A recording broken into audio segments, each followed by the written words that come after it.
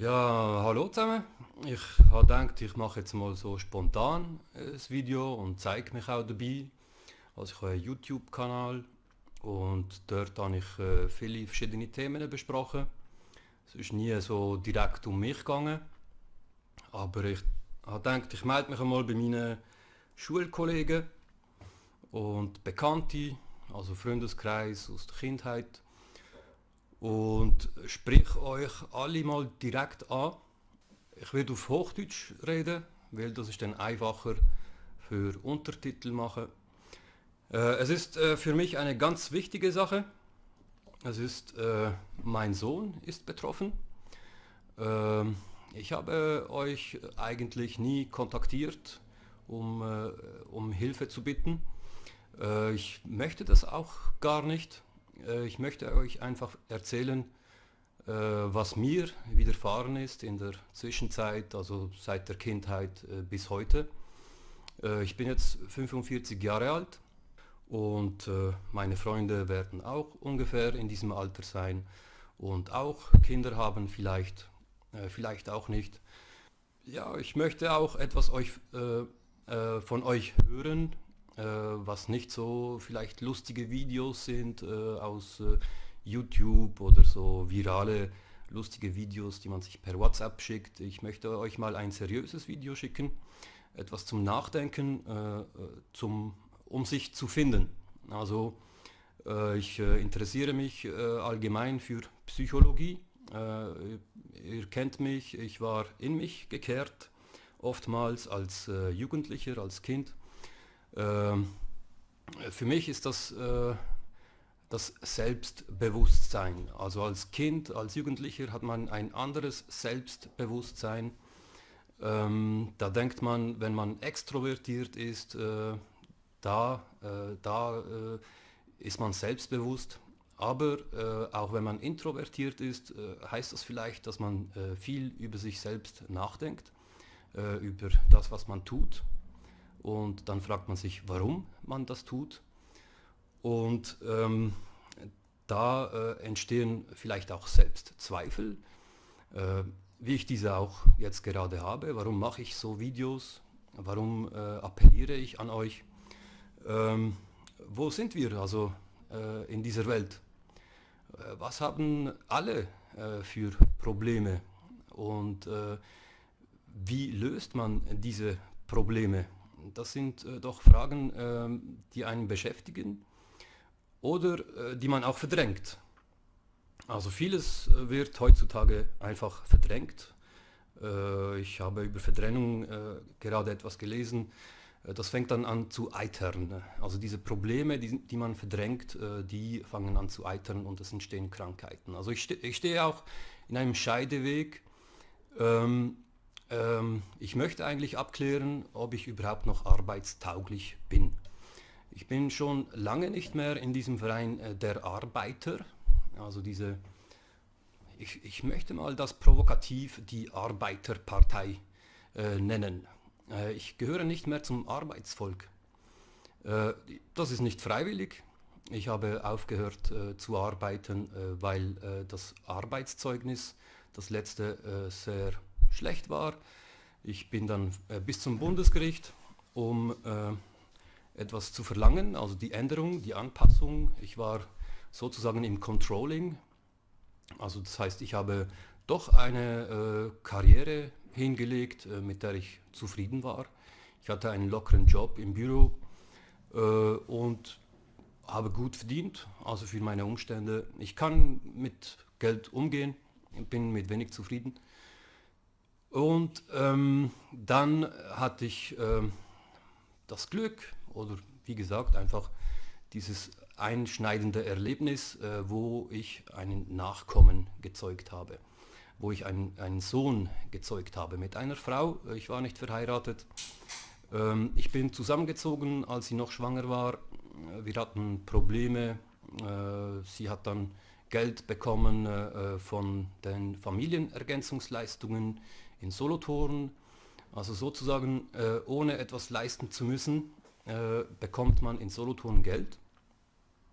Ein bisschen Werbung für Solothurn, also das gibt es in der Schweiz sonst nicht, dass man wenn man wenig oder nicht genug verdient, dass man beim Staat anklopfen kann und sagen kann, ich habe eine Familie, ich muss sie ernähren, bitte gebt mir Familienergänzungsleistungen. Und diese hat sie bekommen auf dem eigenen Konto, als mein Sohn zur Welt kam. Sie wollte ja auch nicht diese Kurse machen für die Reintegration im Arbeitsmarkt. Also fand ich auch richtig, dass sie das bekommen hat, weil, wie gesagt, also ich war froh als Kind, dass meine Mutter zu Hause ist, immer für mich da ist. Wenn ich nach Hause komme, hat sie gekocht und ich ging dann zur Schule und kam zurück und jemand war immer für mich da. Also ich finde das gut. Es steht heute nur den Wohlhabenden, den Millionären wahrscheinlich zur Verfügung, solche Möglichkeiten, die freie Wahl, ob sie jetzt da sein wollen für die Kinder oder nicht. Bei meiner Familie war es so, meine Mutter war immer für mich da und am Abend ging sie noch arbeiten und dann war mein Vater da.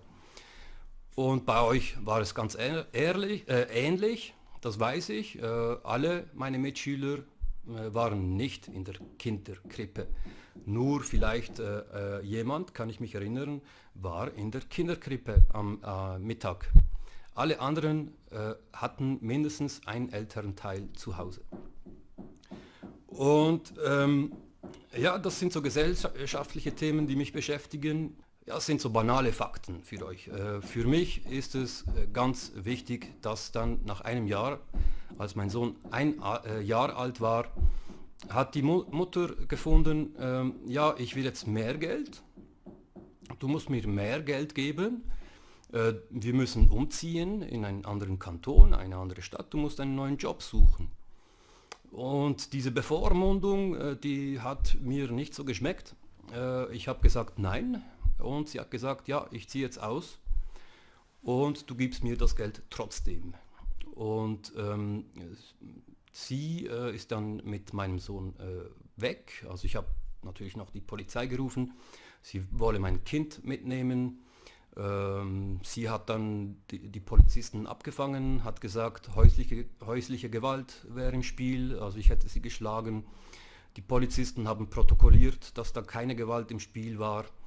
Also keine Anzeichen waren da. Also grundsätzlich die Logik eigentlich sagt, ich habe die Polizei gerufen und sie haben dann gesagt, das Kind muss ich weggehen lassen, weil die Gesetzeslage 2011 nun mal so war. Die Mutter konnte alles machen mit dem Kind, was sie wollte. Und der Vater hatte einfach nichts zu sagen, zumal wir ja noch nicht verheiratet, also wir waren nicht verheiratet. Und 2013 wurde die KESB erschaffen. 2014 erst wurden die Väter sozusagen gleichberechtigt, also sie durften dann das gemeinsame Sorgerecht wahrnehmen. Das gemeinsame Sorgerecht und die Obhut, das sind zwei verschiedene Paar Schuhe. Also ich habe dann viele juristische Sachen gelernt und da möchte ich euch auch vielleicht darauf ansprechen, dass man sich für die Justiz stärker interessieren muss, weil die Justiz eigentlich die Gerechtigkeit ist. Die Gerechtigkeit, wenn die Welt ungerecht ist, dann muss man sich mit der Justiz beschäftigen. Und ich habe das wirklich jetzt über Jahre gemacht. 2011 kam die Trennung, jetzt sind wir 11 Jahre später. In der Zwischenzeit hat sich das so geändert, wie gesagt, dass Väter normalerweise gleichberechtigt sind in Sachen Mitsprache, Schule, Religion, Arztsachen und so weiter.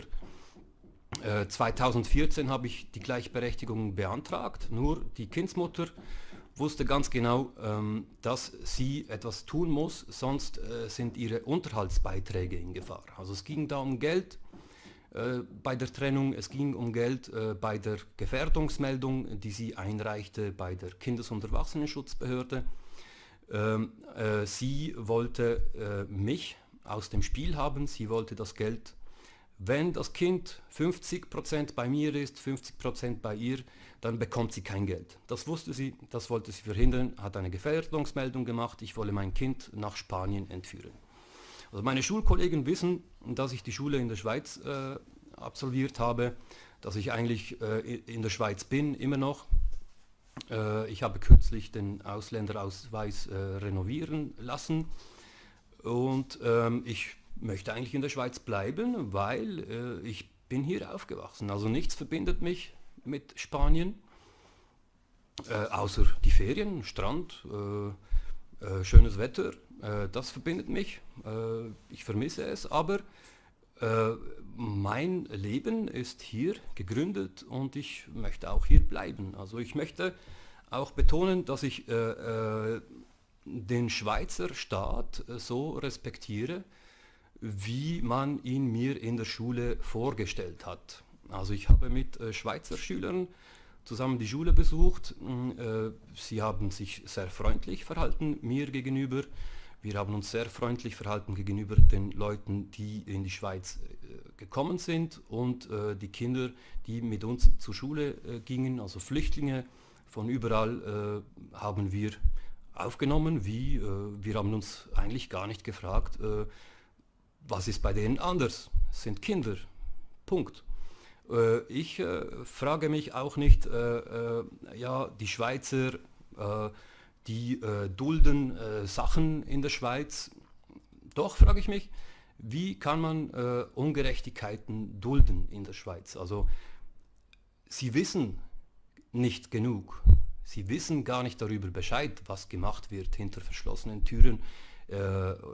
Weit weg, also niemand von meinen Mitschülern, keiner weiß, was mit mir passiert ist. Ich habe es ihnen ja auch nicht erzählt. Also mit einigen schon habe ich besprochen. Ich habe dann auch Kontakt gesucht auf Facebook, habe dann auch versucht zu informieren, was genau passiert ist. Und ich möchte einfach mehr dazu erklären. Mit diesem langweiligen Video, ist mir bewusst, hört mir bitte trotzdem weiter zu, kommentiert auch, macht eigene Videos, kommentiert mich und die Sachinhalte, die sachlichen Inhalte gerne. Also ich suche Diskussionen mit euch. Ich möchte mit euch wieder in Kontakt treten oder mit neuen Personen in Kontakt treten. Ich bin jedenfalls nicht Rassist, ich bin nicht politisch einschlägig auf irgendeiner Linie. Ich bin psychisch zwar angeschlagen, aber ich bin nicht psychisch krank in diesem Sinne. Ja, wer mich kennt, weiß es.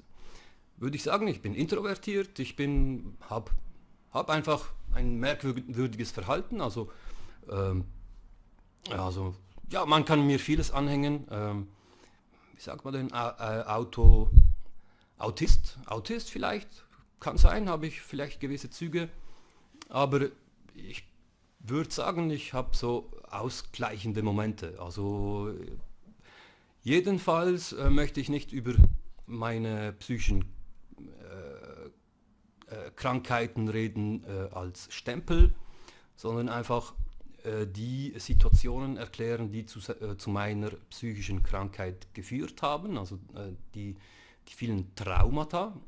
Trauma, das ist wie ein Knochenbruch, sozusagen ein Bruch im Leben, in der Psyche. Ein Trauma manifestiert sich, wenn man an etwas geglaubt hat, ein ganzes Leben lang, und plötzlich merkt man, dass es eigentlich gar nicht ist.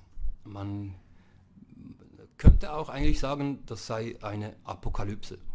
Eine Apokalypse ist, wenn der Vorhang fällt und man ist enttäuscht. Also man war getäuscht. Und wo hat die Täuschung stattgefunden? Also man hat uns gesagt, die Schweiz sei eine Demokratie, hier regiert das Volk.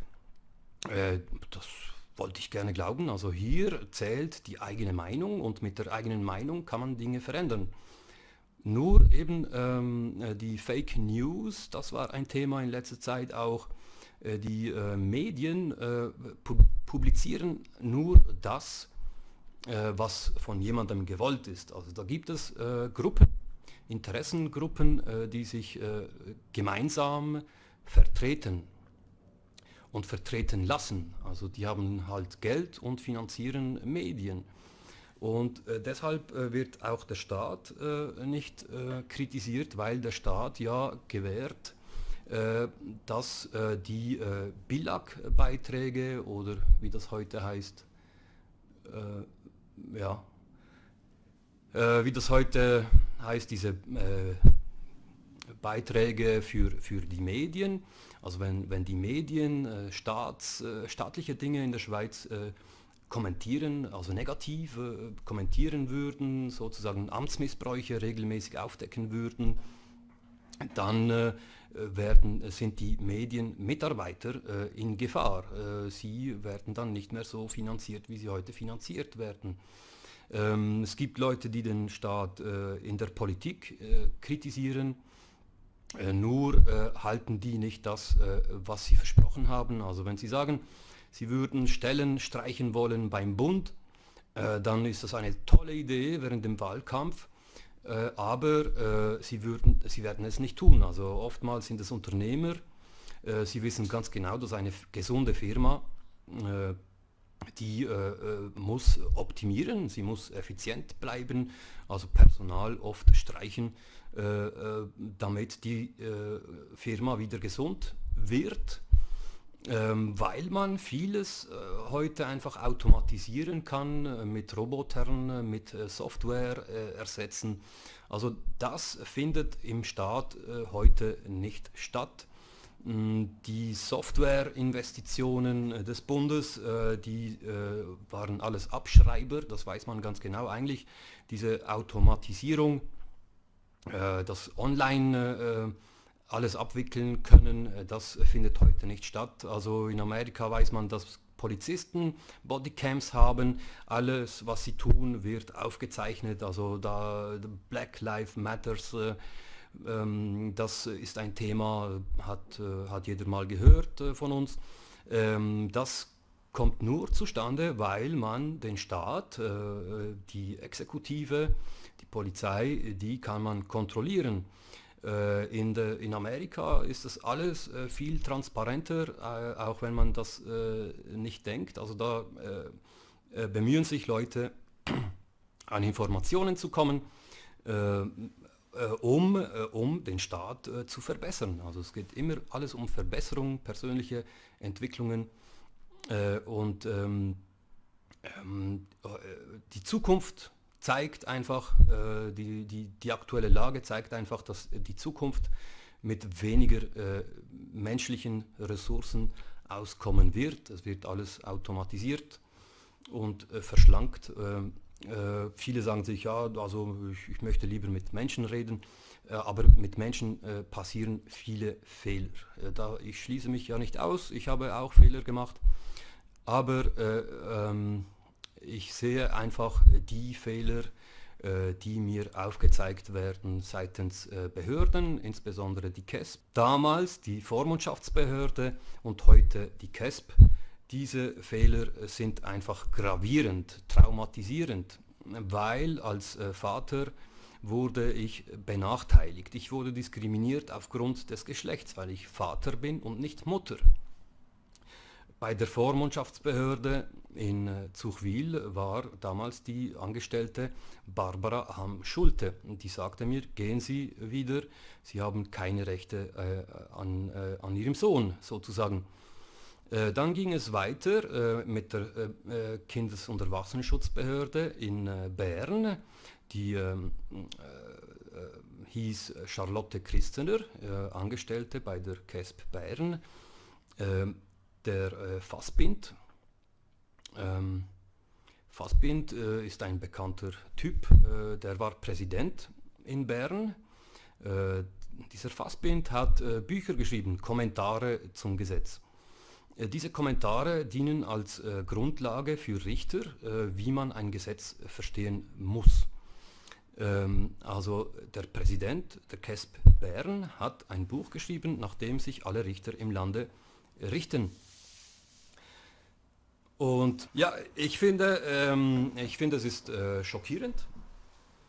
Ich hoffe, ihr findet es auch so schockierend, dass unter der Aufsicht des Präsidenten und der Charlotte Christner dann mir angehängt wurde.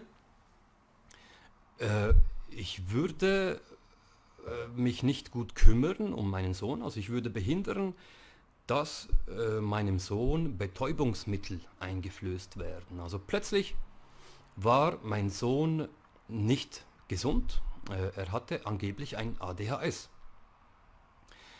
Das ADHS hatte ich nie selber festgestellt, unmöglich. Und die Lehrpersonen, die haben auch nichts festgestellt, nichts Auffälliges. Also da waren mehrere Kindergärtnerinnen und niemand hat festgestellt, dass mein Sohn unaufmerksam oder hyperaktiv sei. Das ist im Arztbericht auch zu lesen. Und im Arztbericht wurde ich gar nicht angehört oder zur Kenntnis genommen. Der Arzt findet aber, man muss etwas behandeln, was er angeblich gesehen hat. Und die Behörden haben sofort mir das Sorgerecht wieder entzogen, um das Kind so behandeln zu können. Und ich habe mich ja informiert, was ist das ADHS überhaupt und welche Gefahren gibt es, wenn man diese Medikamente einnimmt. Also diese Medikamente, das ist nichts anderes als ein Amphetaminderivat und das kennen wir Erwachsene vielleicht aus der Zeit, wo wir noch an Partys gingen. Das nennt sich Speed. Hat jeder mal gehört? Speed. Das bekommen Kinder heute mit dem Ritalin oder mein Sohn bekommt Elvanse und bei Drogenabhängigen sieht man, dass sie Gewicht verlieren. Also es ist wissenschaftlich nachgewiesen, medizinisch nachgewiesen, dass es den Appetit mindert und dass man Gewicht verliert. Und meinem Sohn ist das passiert. Also er hat wirklich viel Gewicht verloren. Er musste dann zwangsernährt werden mit einem Schlauch durch die Nase. Und dann hat man im Kinderspital, Bern, Inselspital, hat man gesagt, die hat man vorgewarnt, also die Behörden haben vorgewarnt, das sei ein Konflikt zwischen den Eltern und mein Sohn verliert dadurch Gewicht.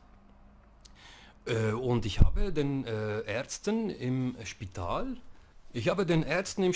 erklärt, ich habe die Packungsbeilage mitgenommen. Bei Swissmedic ist das erhältlich, die Nebenwirkungen, das ist verboten bei Kindern, die untergewichtig sind oder Erwachsenen, die untergewichtig sind, weil das eben noch mehr zu Gewichtsverlust führt.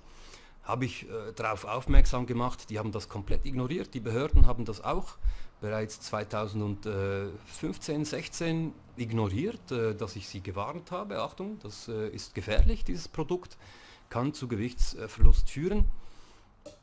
Und die neue Behörde in KESB Emmental, also Roger Husistein, Verena Schwander, die haben das auch ignoriert. Also warum so viel Ignoranz bei professionellen Fachleuten, die angestellt sind, Kinder zu schützen? Warum haben sie meinen Sohn nicht geschützt? Ja, ich denke, das sind diese Interessengemeinschaften. Diese Interessengemeinschaften existieren überall, also Arbeitnehmer, die zählen darauf, dass das Geschäft weiterläuft und man muss ja auch dem Geschäft loyal sein. Also schützen sie sich gegenseitig und ignorieren eigentlich ihr Ziel, ihr öffentlich bekanntes Ziel, was im Gesetz steht, ein Kind zu schützen. Weil ja jemand, der sehr wichtig ist im System, Entscheidungsgrundlage für eine ganze Richterschar im ganzen Land, der hat meinen Sohn verletzt.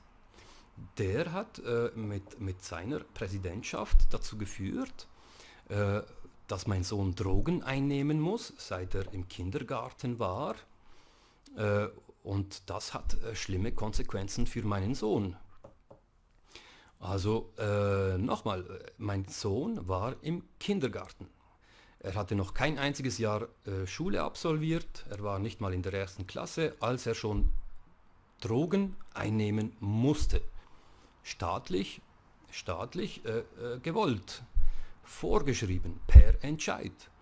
Ich habe mich natürlich gewehrt dagegen, also wirklich, ich habe alles Menschenmögliche getan, würde ich sagen. Ich habe mich wie ein Anwalt aufgeführt sozusagen oder mich gefühlt wie ein Forscher und also ich denke, ich habe viel Arbeit gemacht,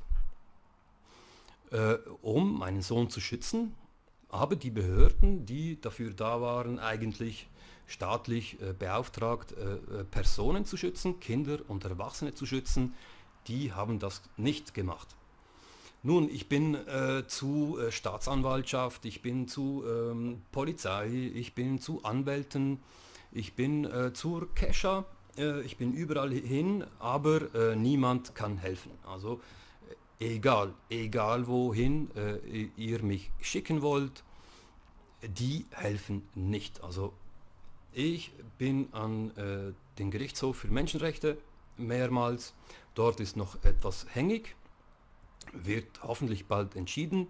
Ich bin nochmal die ganzen Instanzen durchgegangen in der Schweiz, weil ich den Kontakt zu meinem Sohn schlussendlich verloren habe, weil man mich als krank bezeichnet, weil ich mich beschwere. Ich sage einfach nur das, was Sache ist, nämlich, dass man mich diskriminiert hat von Anfang an als Vater, weil ich ein Geschlecht habe, welches halt nicht eine Frau ist, werde ich diskriminiert. Das wurde ja geändert, erst 2014. Also wie das Stimmrecht für Frauen, das erst sehr spät kam in der Schweiz.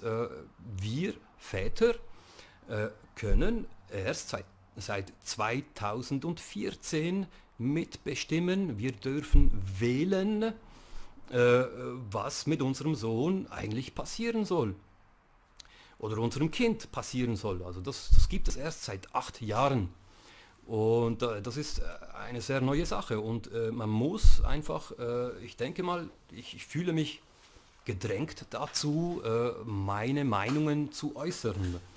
Und ihr dürft mich auch gerne fragen, wenn ihr ähnliche Erfahrungen gemacht habt und wenn ihr einen Meinungsaustausch wünscht, wenn ihr Ideen habt, wie man gemeinsam, weil wir ja vielleicht gemeinsame Interessen haben, wie man dagegen vorgehen kann. Also ich habe da konkrete Ideen.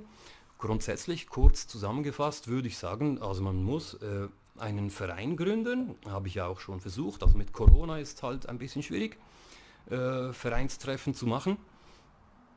Sehr schwierig. Andererseits suche ich seit langem Computerfachleute, Programmierer, die helfen können und helfen wollen, das System zu verbessern, zu effizienter zu gestalten. Wie gesagt, die Richter sind nicht in der Lage, sich Software zu besorgen oder technische Hilfsmittel zu besorgen, um die ganze Last, also die beschweren sich die ganze Zeit, dass es zu viele Beschwerden gibt, dass es zu viele Fälle gibt, die sie bearbeiten müssen, aber sie sind nicht in der Lage herauszufinden, wie sie ihre Arbeitslast reduzieren können. Also irgendwie entsteht dieses Gefühl, dass diese Arbeitslast, diese Überlastung eigentlich gewollt ist. Also die können dann behaupten, ja, jeder macht Fehler. Wir haben halt auch mal einen dummen Fehler gemacht, das kann passieren, ist ja nur 1% oder so, wo wir Kinder missbrauchen, um uns besser darzustellen als andere Menschen. das darf eben nicht passieren, weil sie dazu beauftragt sind, Kinder und Erwachsene zu schützen und nicht sie zu missbrauchen. Diese Nachlässigkeit, diese Dekadenz, die kann man überall sehen. Diese Unkonzentriertheit von Menschen, von mir auch, ich mache auch Fehler, und das passiert Maschinen viel weniger. Also Maschinen, Computer, Software, da wird ja viel Angst drum gemacht. Diese Digitalisierung, die dürfe nicht kommen. Meines Erachtens muss sie kommen, sie wird kommen, weil jeder, der Eigentum hat, will es schützen wollen. Also jeder will vom Profit ein Maximum haben, und mit diesen unfähigen Leuten in der Verwaltung wird man immer weniger profitieren können. Man besitzt immer weniger. Das ist ein Riesenproblem. Jeder, der sich ein bisschen mit Wirtschaft auskennt, ich habe die Handelsmittelschule absolviert, habe gearbeitet, bis ich 2012 arbeitslos gemacht wurde, habe mich trotzdem weiter informiert über Wirtschaft, Politik und allgemein. Ich sehe die Zukunft so, dass nicht ein Roboter über uns bestimmen wird, aber es muss immer weniger dem Menschen abverlangt werden. Generell, prinzipiell.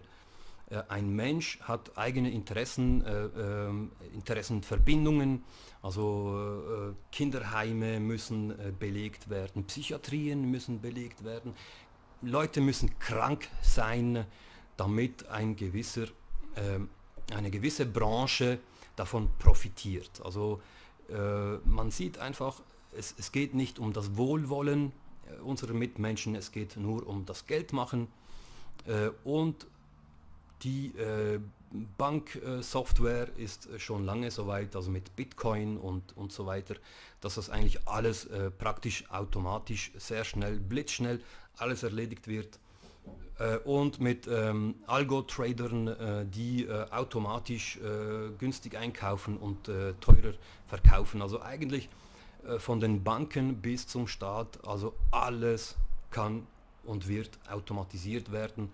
Es wird besser gehen. Es wird ohne die menschliche Fehlerquelle, mit eigenen Interessen, mit Launen, mit Müdigkeit, das muss automatisiert werden. Die Menschen müssen entlastet werden. Also ich wehre mich überhaupt nicht gegen die Automatisierung. Geld entsteht aus dem Nichts, Coins, Blockchains, das sind immerhin Verträge, die digital irgendwo abgespeichert sind. Ich halte von beiden gleich viel. Also ich sage nur, Geld ist das Grundübel. Alle Probleme, die wir sehen, jeder, der sich denkt, oh, ich kann nicht irgendetwas in dieser Gesellschaft ändern, nein, weil du hast kein Geld. Also niemand, der mit mir in der Schule war, ist heute irgendwo im Fernsehen Präsident oder Multimilliardär. Keine Ahnung, ein paar sind verschwunden, weiß nicht, wo sie sind. Multimilliardäre heute oder tot, keine Ahnung. Auf jeden Fall, wir sind in einer Kaste, wo die offensichtlich nicht sind, die unsere Gesellschaft steuern. Also wo ist die Demokratie? Wo steuert ihr? Wie könnt ihr steuern? Beweist mir, dass ihr steuern könnt, dass ihr irgendetwas für meinen Sohn tun könnt, den ich seit mittlerweile 4 Jahren nicht sehe, wo ich sage, überall bei den Behörden, bei Kesha, bei sonstigen Vereinen, die sagen, ja, man spendet uns, weil wir müssen ja den Leuten helfen. Und wir helfen Kindern und wir helfen gegen Verbrecher vorzugehen. Nur wenn ich komme, dann gehen sie gegen niemanden vor. Ich kann die Beweise vorlegen. Anwälte beschäftigen sich mit meinen Anliegen. Der Europäische Gerichtshof beschäftigt sich mit meinen Anliegen. Also irgendwo Ja, es ist schockierend, aber irgendwie fehlt euer Einfluss. Euer Einfluss fehlt. Zeigt mir eure Macht. Okay, es ist ja nicht, wir sind ja nicht im Irak, wo der Saddam Hussein Leute foltern kann und das Volk kann nichts dagegen tun, weil es sind halt bewaffnete Leute. Oder? Wir sind nicht in Afghanistan, wir sind doch in einem Rechtsstaat und hier funktioniert doch der Rechtsstaat. Aber man sieht, dass es nicht so gut funktioniert, zum Beispiel bei Leute beschützen schon, weil zum Beispiel in Basel, in der Region Basel bin ich aufgewachsen, im Baselland, da wurde ein Banker, französischer Banker, der bei der Bank für internationalen Zahlungsausgleich arbeitet. Also das sind so die höchsten Banker der ganzen Welt in Basel. Der wurde angegriffen. Also nicht mal mehr Leute, die außerhalb des schweizerischen Rechtssystems sind, nicht mal die können mehr beschützt werden durch Schweizer Staatsangestellte. Ja, ja, ich bekomme jetzt so eine Eilmeldung. Niemand möchte die Kontrolle übernehmen, deshalb kontrollieren sie uns. Ja, ja, niemand macht die Schnauze auf, deshalb kontrollieren sie uns. Das ist richtig. Also darüber habe ich mir auch schon Gedanken gemacht. Also man will sich ja nicht zu wichtig nehmen. Ich möchte das ja auch nicht, aber ja, vielleicht hat man auch Angst, Fehler zu machen. Man weiß, man macht Fehler. Wie gesagt, also ich, äh, ich behaupte manchmal, ich bin ein bisschen megaloman und ich denke mal, dass ich gewisse Sachen besser machen kann als andere Leute oder als diese unfähigen Politiker im Lande, die eigentlich nur Fehler erzeugen und möglichst langfristig Fehler managen. Also Umweltschutz. Umweltschutz ist doch ein Thema, wenn man die Wirtschaft runterfährt, dann wird die Umwelt geschützt. Hat man festgestellt, überall in China. Also die Luft wird besser. Der Stau wird besser. Wenn man einen Lockdown macht, dann kann man sich wieder frei bewegen in der Schweiz. Also ich kritisiere diese Maßnahmen nicht, ich stelle nur fest, was ich sehe. Also irgendwie muss die Wirtschaft verändert werden, damit unsere Kinder überhaupt eine Zukunft haben. Das ist mir klar. Also alles, was irgendwie dieser Hyperkapitalismus mit seinen Bullshit-Jobs erzeugt, ist eigentlich Mangel an Zeit, Mangel, um sich mit Sachen zu beschäftigen. Und ich bin überzeugt, unter euch wären viele Leute, die viel bessere Politiker wären, als die wir heute haben. Also ihr könntet euch mit einem bedingungslosen Grundeinkommen um mehr Sachen kümmern, als ihr das heute könnt. Weil ihr habt dann ein Einkommen, mit diesem Einkommen überlebt ihr, oder? Aber wenn jetzt zum Beispiel ein Anwalt befürchtet, dass man ihm das Anwaltspatent wegnimmt, dann, weil er sich auflehnt gegen ein System, gegen ein merkwürdiges, falsches System, dann verliert er seinen Job, sein Geld bekommt er nicht mehr. Aber wenn er ein Grundeinkommen hätte, dann würde er immer überleben können und könnte andere Sachen machen. Er müsste nichts befürchten, dass man ihm irgendetwas nimmt. Also man ist weniger erpressbar. Wenn man in der Schweiz Angst hat, seine Meinung zu sagen oder Angst haben muss, wenn doch jeder von euch weiß, dass man gegen diese Leute nichts unternehmen kann, warum fühlt ihr euch dann besser als irgendwo anders auf der Welt? Besser als in Afrika, besser als in Südamerika, besser als im Nahen Osten, besser als in China? Also in China zum Beispiel hat der heutige Präsident zuerst mal alle Behörden, korrupte Behördenangestellte, ich weiß nicht, ob es Glorifizierung ist oder ob es der Wahrheit entspricht, er hat korrupte Staatsangestellte rausgeschmissen. Er hat die Todesstrafe für korrupte Staatsangestellte eingeführt. Und heute ist es die größte Wirtschaft der Welt, also vor Amerika noch, ein kommunistisches Land mit einer kommunistischen Partei vor der Vorzeigeorganisation Amerika. Ich sage nochmal, ich bin hier aufgewachsen, ich bleibe hier. Also steckt euch die Kommentare sonst wohin, dass ich nach China auswandern will.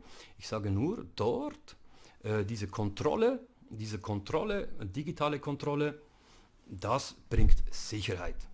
Und zwar Sicherheit nicht nur für Staatsangestellte, sondern auch Sicherheit für das Volk, weil, wie gesagt, also jeder profitiert davon, wenn man ein bisschen beaufsichtigt ist. Also ich habe diese Meinung und ich würde auch gerne diskutieren darüber. China ist nicht so schlecht, wie man sagt. Die Schweiz ist nicht so gut, wie man sagt, wie man mir erzählt hat. Ich habe die Schweiz aus einer ganz anderen Perspektive kennengelernt. Ich sage nicht, dass die Schweiz ganz schlecht ist, nur ich sage, es gibt keine Unterschiede zwischen Despoten irgendwo in China oder Afghanistan oder Irak oder Afrika oder Südamerika oder Spanien oder Italien oder Frankreich. Despoten sind Despoten in der Schweiz und Despoten sind Despoten in Frankreich. Also geisteskranke Leute, wirklich sadistische Leute, die ihre Macht missbrauchen. Und dieser Machtmissbrauch kann nur unterbunden werden, wenn man kontrollierbar ist. Diese Leute wollen sich nicht kontrollieren lassen. Die heute einen öffentlichen Auftrag haben, die schützen sich mit Geheimdiensten, also dass sie irgendwie einen Wissensvorsprung haben müssen. Nur in der Schweiz, wer ist der Souverän? Sagt mir das. Wer ist der Souverän in der Schweiz? Wer ist der König in der Schweiz? Die Königin. Also, bist du das mit dem Schweizer Pass? Oder weißt du, dass du gar nichts machen kannst in deinem Land?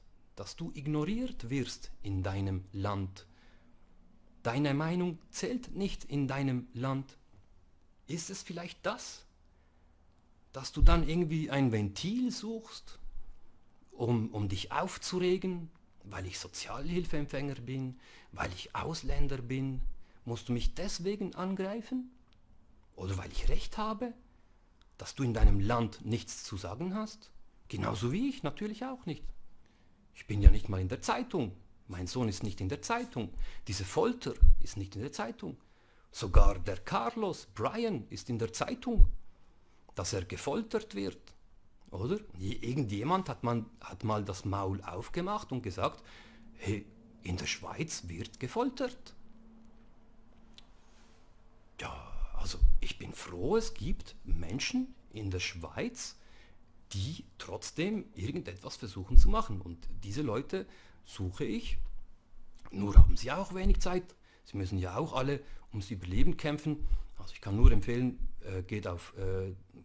googelt mal Grundeinkommen Schweiz und füllt die Initiative aus, unterschreibt die Initiative und sendet sie ein. So schwer ist es nicht, in der Schweiz politische Rechte wahrzunehmen. Und dann habt ihr mehr Zeit darüber nachzudenken, ob die Wirtschaft gut laufen muss, damit diesen Leuten, die heute schon viel Geld haben, noch mehr Geld rüberfließt, oder wollt ihr mal an euch denken? Wollt ihr auch mal einfach so Geld bekommen? Also ich kann das nur empfehlen. Einfach mal fragen und sagen, ja, ich will Geld. Und ich will ein bisschen Freizeit. Ich bin nicht in der Nationalsozialistischen Arbeiterpartei. Ich möchte nicht mehr zu diesem Club gehören. ich möchte mal frei sein. Also wem geht es besser? Also einer, der im Dschungel ist und sich mal eine Hütte baut im Dschungel und dann sich alles da aufbaut, von null auf, sich Platz schafft und tagtäglich sehr viel Arbeit investiert in eigene Werkzeuge, in Stühle, in Tische, in Möbel und ein Teich und so weiter. Also das werde ich euch zeigen. Das gibt es, Beispiele hier auf YouTube zum Beispiel. Oder jemand, der Miete bezahlt, der Steuern bezahlt, der Krankenkasse bezahlt, Handyrechnungen und das, also wem geht es besser? Wer ist reich? Das ist so meine Frage. Jedenfalls, also ist das mal so ein Ansatz. Also, ja, ich habe noch etwas hinzuzufügen. Also, ich habe etwas hinzuzufügen zum Thema Macht.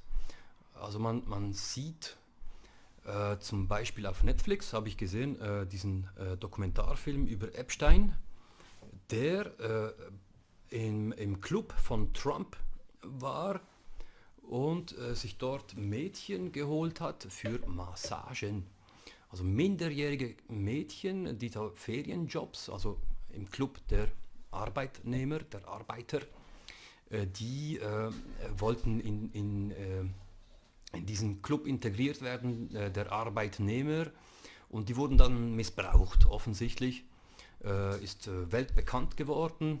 Diese mächtigen Clubs, die sich an Mädchen und Buben vergreifen, diese Perversen, die sind sehr gut organisiert, haben viel Geld, ist Machtmissbrauch, ganz klar. Auch ein Übel dieses Geldsystems. Die haben sich Mädchen geholt von ärmeren Klassen. Das ist ein frappierendes Problem in unserer Gesellschaft, dass diese Unterschiede ganz andere Machtkonstellationen bewirken, als man die in der Schule gelernt bekommt. Also Demokratie, wenn du Geld hast, dann hast du Recht, dann hast du Macht, du kannst Lobbys bezahlen, finanzieren, gründen, kannst Politiker bestechen, nennen wir es, wie es ist. Es ist kein Lobbyismus, es ist Bestechung. Klar und einfach in der Schweiz auch. Wie in Spanien. Ich möchte gar nicht sagen, dass Spanien besser ist, nur da ist es publik, da redet man darüber.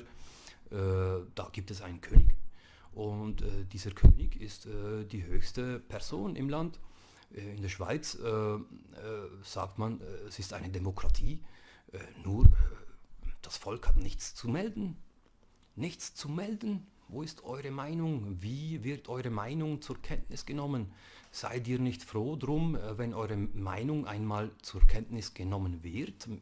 Zumindest mal von einem Computer, der eine Zusammenfassung machen kann. So ist die Stimmungslage in der Schweiz. Also ein Roboter, der euch mal zuhört, das wäre doch cool. Jedenfalls auch in der Überwachung von Kindern, die missbraucht werden. Da ist doch auch ein Vorteil, wenn ein Kind geschützt wird. Ich möchte nicht die Chip-Implantation selbst an sich bewerben. Ich möchte einfach sagen, zum Beispiel ein Handy, das dich überwacht wie ein Assistent und Notrufe machen kann, wenn dein Kind von einem perversen Erwachsenen angegangen wird, irgendwie mit Schleckzeug verführt werden soll, dann wäre doch ein Notruf an dich oder an die Polizei doch super. Also schaut euch doch mal die Dokumentation auf Netflix an. Es ist schwer auszuhalten, diese ganzen Beschreibungen, die Moral von der Geschichte. Die Quintessenz ist doch einfach, dass diese Leute alles kontrolliert haben. Also ein ein Typ, ein Staatsanwalt, der hat von Epstein gewusst und der wurde später in der Verwaltung von Trump zum höchsten Arbeitsminister. Ja, also was brauchen diese mächtigen, faulen Schweine? Sie brauchen Arbeiter. Und was redet ihr immer über Freiheit in der Schweiz? Also Freiheit ist für mich selber wählen zu können, was ich will, wie ich meinen Tag gestalten will. Was ihr aber wie eine Armee von Zombies bewirbt, ist Arbeite. Arbeit macht frei. Das ist das, was ihr bewirbt. Arbeite, sonst bist du nichts wert. Arbeite wie ein Sklave bis zum Umfallen und sonst nichts. Und ein anderes Thema auch, könnt ihr auch Stellung nehmen dazu, diese Feministinnen finden das cool, dass Frauen sexuell sich ausbeuten lassen können, natürlich zum richtigen Preis, dass sie die Kinder weggeben können, günstig, damit sie sich in die Arbeitswelt integrieren können. Ja, also arbeiten und dann wollen sie noch mehr Geld. Also im Prinzip geht es da um Prostitution allgemein, verkauf deine Zeit für deinen Arbeitgeber. Und die Frauen wollen das oftmals gar nicht. Sie wollen einfach eine Familie gründen und Hausfrauen sein. Das ist so meine Erfahrung, meine Umfrage, die ich privat geführt habe mit nicht wenigen Frauen. Sie möchten eigentlich auch nicht arbeiten. Also in den Medien hört man Arbeit, Arbeit, Arbeit. Und ich arbeite, ich mache Umzüge, ich mache Reinigung, weil ich ein bisschen mehr verdienen will als nur die Sozialhilfe. Jeder, der in der Sozialhilfe ist nicht freiwillig in der Sozialhilfe. Man hat einfach diese humanen Ressourcen voll ausgelutscht und man lutscht euch aus. Manche lassen sich gerne auslutschen, manche weniger gerne, aber viele wissen auch nicht, was nicht stimmt in unserer Gesellschaft. Also ich sehe den Arbeitszwang als größtes Übel. Nochmals grundeinkommen.ch, grundeinkommenschweiz.ch oder Grundeinkommen googeln und macht euch mal richtig Gedanken drüber, wie man euch ausbeutet als Arbeitnehmer. Ich bin zum Teil Arbeitgeber, ich bin Unternehmer, also nicht ein riesen Ding, natürlich nicht, aber ich gebe Jobs. Jugendlichen habe ich schon Jobs gegeben, ich habe sie nicht ausgebeutet. Jedenfalls, also diese Gesellschaft von perversen Arbeitgebern, die Sklaven benötigen, mit den Feministinnen noch dazu unterstützt werden, dass sie weiter mehr Profit generieren können, indem auch Frauen sich in die Arbeitswelt integrieren, also selbstständige Frauen gibt es sehr wenige, aber es geht da um diese nationalsozialistische Arbeiterzwänge,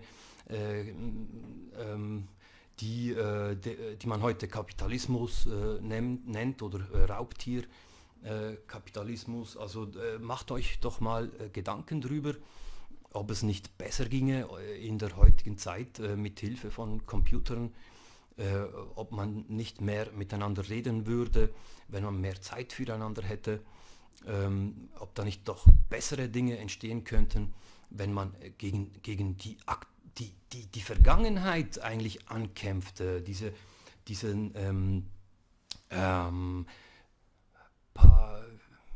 wie nennen die das Matriarchat, das Patriarchat, ja, Patriarchat, das da verdient, wenn sich mehr Frauen untergeben diesem kapitalistischen System. Also warum kommen die Feministinnen nicht mit einer Lösung, eine nachhaltige Lösung für die gesellschaftlichen Probleme? All diese superintelligenten Psychiater, die den Geist des Menschen besser verstehen als ich, warum finden sie nicht eine Lösung, gegen all diese psychischen Krankheiten, die Leute immer mehr und mehr krank machen.